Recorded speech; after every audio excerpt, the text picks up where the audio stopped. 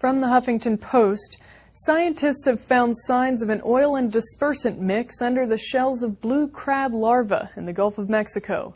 It's the first clear indication that the unprecedented use of dispersants in the BP oil spill has broken up the oil into toxic droplets, so tiny that they can easily enter the food chain. Marine biologists started finding orange blobs under the shells of crab larvae in May and have continued to find them in almost all of the larvae they collected, from Grand Isle, Louisiana to Pensacola, Florida, more than 300 miles of coastline.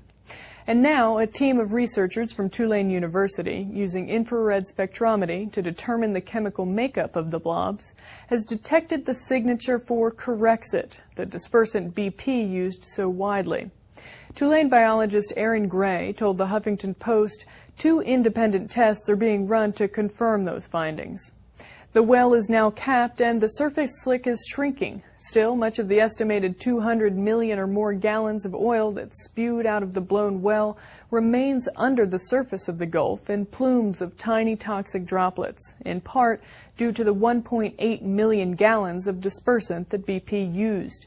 BP sprayed dispersant onto the surface of the slick and into the jet of oil and gas as it erupted out of the wellhead a mile beneath the surface. As a result, less oil reached the surface and the Gulf's fragile coastline, but more remained under the surface. Fish, shrimp, and crab larvae, which float around in the open seas, are considered the most likely to die on account of exposure to the subsea oil plumes. Susan Shaw, director of the Marine Environmental Research Institute, said, quote, "Corexit is in the water column, just as we thought, and it is entering the bodies of animals, and it's probably having a lethal impact there." She said the dispersant is like a delivery system for the oil.